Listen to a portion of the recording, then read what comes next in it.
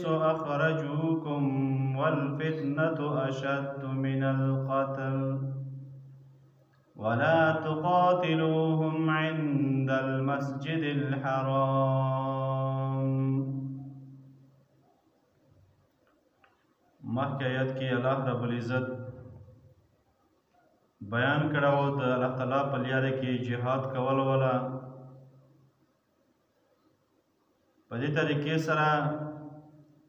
وقاتلوا في سبيل الله الذين يقاتلونكم ولا تعتدوا. کوم خلق د دغو یهودو او نصاراو نه مشرکینو نه تاسو سره جنګ کوي او جهاد کوي نو تاسو هم د هغو سره وجنګېږو د الله تعالی په لاره کې جهاد وکړو د هغوی شیطان او د طاغوت په لاره کې تاسو سره جنګېږي نو تاسو د الله تعالی په لاره کې د الله تعالی نه امید ساتلو چې تاسو د الله تعالی خپل دیدار الهي او همدارنګه د دې بدله کې جنت الفردوس اعلی مقام درکوي. او بل دا چې ولا تعتدوا جهاد کوي خو دې ټایم کې به داسې نه چې جهاد کې ظلم زیاتی نه وشي. کوم خلک لکه مفسرین دا ذکر کوي چې څوک جنگ تعرض نه کوي مطلب بوډاګان ښځې او ماشومان او داسې خلک وي چې هغه خپله رایه هم نه استعمالوي جهاد لپاره د مسلمانانو خلاف نو داسې خلکو طرف ته تعرض بیا نه کوو. او د نن آیات کې مزید تفصیل کوي چې وقتلوهم حیث ثقفتموهم. دوی خبرې ذکر کوي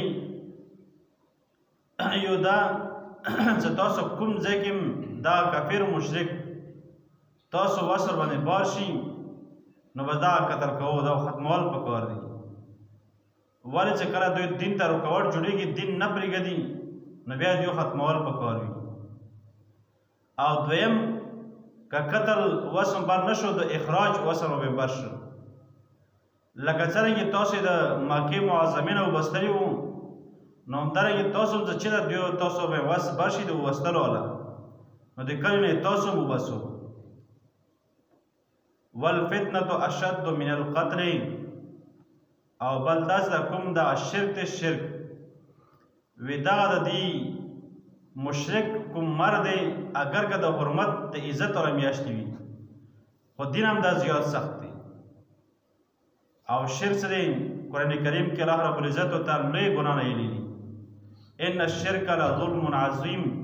دا شرک سره د لوی ګناهونو یو لوی ګناه دی غټه ګناه دی ګناه کبیره دی.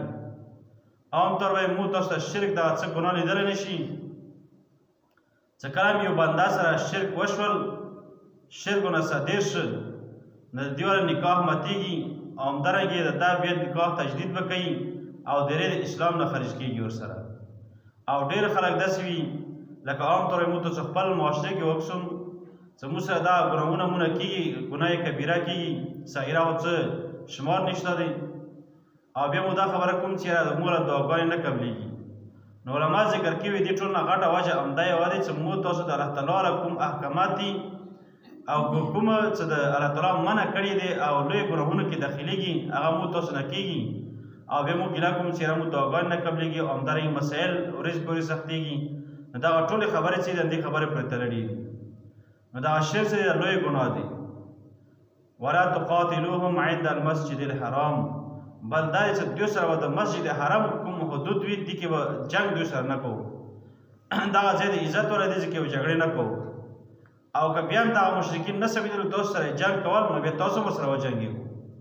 بیا دا خبر نه وي چې دوی د مسجد حرام څخه بې ادبي کوي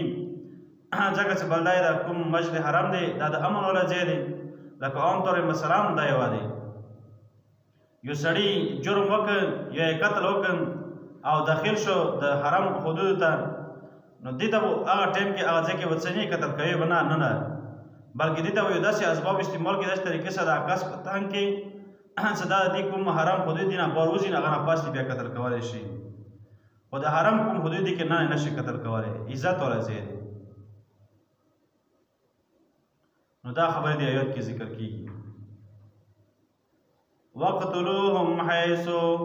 قتل کو تاسو دا مشرکین حیث ثقفتموهم چې کونځه کې هم تاسو دوی وګورو کونځه کې هم د تاسو وس ور وینبار شي واخرجوهم او وبسو دوی من حیث اخرجوکم لکه څرنګه یې راوبستلي وو تاسو والفتنة اشد من القتل شرک چې دی دغه ډېر زیات سخت دی من القتل د قتل کولو نه ولا تقاتلوهم عند المسجد الحرام تاسو دوی سره جنگ مکو د مسجد حرام کې نه یعنی په دغه عزتمند ځای کې حتی یقاتلوکم تر دې پورې چې دوی جنگ وکړي تاسو سره یعنی که دوی بیا نه سمبالیږي نه تاسو هم بیا ورسره وجنګېږو فإن قاتلوکم فاقتلوهم کچره دوی بیا جنگیږي د تاسو سره نو تاسو هم دوی سره جنگ وکړو یعنی تاسو قتل کوي نو تاسو هم قتل کو کذالک جزاء الکافرین نو بیا هم درنګي الله تعالی بدلا یې خدي کافرو د پاره یعنی دا بدلا او دا سزا د کافرو دی الله تعالی موږ هم ورکړو توفیق نصیب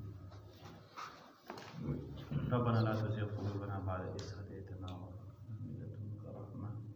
إنك أنت